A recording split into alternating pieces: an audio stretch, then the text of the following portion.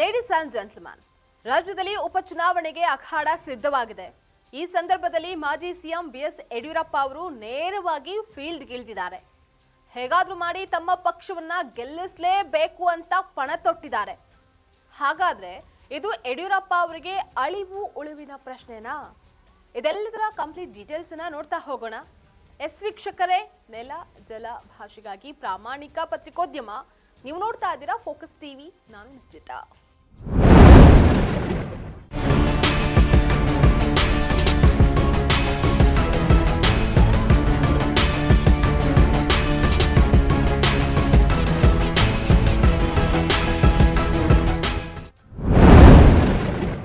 ಯಡಿಯೂರಪ್ಪ ಅವರ ಲೆಕ್ಕಾಚಾರದ ಪ್ರಕಾರ ದಾವಣಗೆರೆ ದಕ್ಷಿಣ ಹಾಗೆ ಬಾಗಲಕೋಟೆ ಉಪಚುನಾವಣೆಯಲ್ಲಿ ಬಿಜೆಪಿ ಗೆಲ್ಲಲೇಬೇಕಾಗಿದೆ.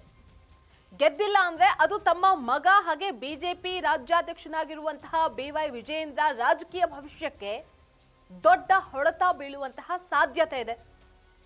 ಅದಕ್ಕಾಗಿ ಸ್ವತಃ ಬಿಎಸ್ವೈ ಅವರೇ ಅಖಾಡಕ್ಕಿಳಿದಿದ್ದಾರೆ. ಬಾಗಲಕೋಟೆಯಲ್ಲಿ ಮೇಟಿ ಕುಟುಂಬದ ಪ್ರಭಾವ ತುಂಬಾನೇ ಇದೆ.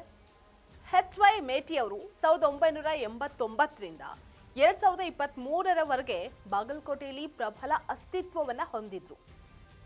ಇವರ ನಿಧನದ ನಂತರ ಕಾಂಗ್ರೆಸ್ ಈಗ ಎಚ್.ವೈ. ಮೇಟಿ ಪುತ್ರನಿಗೆ ಟಿಕೆಟ್ ಅನ್ನು ನೀಡಿದೆ.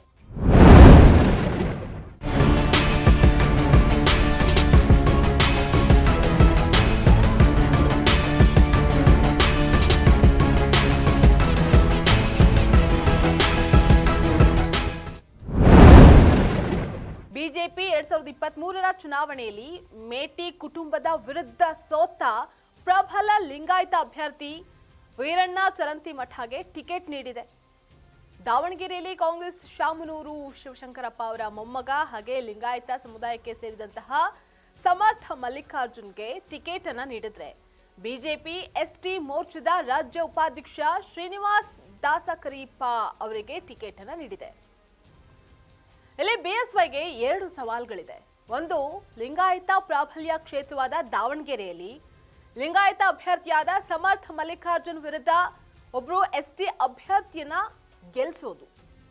ಇನ್ನೊಂದು, ಬಾಗಲಕೋಟೆಯಲ್ಲಿ ಲಿಂಗಾಯತ ಪ್ರಾಬಲ್ಯ ಹೆಚ್ಚಾಗಿದ್ರೂ ಕೂಡ ತಾವು ಲಿಂಗಾಯತ ಅಭ್ಯರ್ಥಿಗೆ ಟಿಕೆಟ್ ಅನ್ನ ನೀಡಿದ್ರು. ಜನರು ಮೇಟಿ ಕುಟುಂಬದ ಮೇಲಿಟ್ಟಿರುವಂತಹ ಅನುಕಂಪದ ವಿರುದ್ಧ ಹೋರಾಟವನ್ನ ಮಾಡೋದು.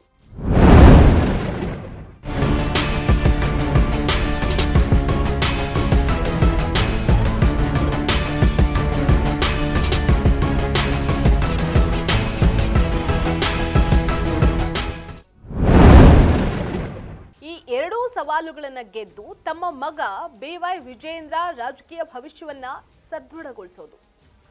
ಒಟ್ನಲ್ಲಿ ತಮ್ಮ ಮಗನ ಭವಿಷ್ಯಕ್ಕಾಗಿ ಬಿಎಸ್ವೈಗೆ ಇದು ಅಳಿವು ಉಳಿವಿನ ಪ್ರಶ್ನೆ ಆಗಿದೆ. ಸೊ ಉಪಚುನಾವಣೆ ಕೇವಲ ಅಭ್ಯರ್ಥಿಗಳ ಪಾಲಿಗೆ ಮಾತ್ರ ಸೋಲು ಗೆಲುವಿನ ಪ್ರಶ್ನೆ ಅಲ್ಲ, ಬಿವೈ ವಿಜಯೇಂದ್ರ ಪಾಲಿಗೂ ಇದು ಅಸ್ತಿತ್ವದ ಪ್ರಶ್ನೆಯಾಗಿದೆ ಅನ್ನೋದ್ರಲ್ಲಿ 2 ಮಾತಿಲ್ಲ. ಇದಾಗಿತ್ತು ಇವತ್ತಿನ ಫೋಕಸ್ ಸ್ಪೆಷಲ್ ರಿಪೋರ್ಟ್. ನೆಲ ಜಲ ಭಾಷೆಗಾಗಿ ನೋಡ್ತಾ ಇರಿ ಫೋಕಸ್. ನಾವು ಮತ ಕೇಳುವಂತ ಪ್ರಯತ್ನ ಮಾಡ್ತೀವಿ. ನಿಶ್ಚಿತವಾಗಿ ನಾವು ಈ ಕ್ಷೇತ್ರದಲ್ಲಿ ಗೆಲ್ತೀವಿ ಅನ್ನುವಂಥ ಮಾತನ್ನ ಹೇಳ್ತಾ ಇದ್ದೀವಿ. ಮತ್ತೊಮ್ಮೆ ವೀರಣ್ಣ ಚರಂತಿಮಠ ಅವ್ರನ್ನ ಗೆಲ್ಲಿಸಲೇಬೇಕು ಅನ್ನೋ ಒಂದು ತೀರ್ಮಾನಕ್ಕೆ ಈಗಾಗಲೇ ಬಂದಿದ್ದಾರೆ.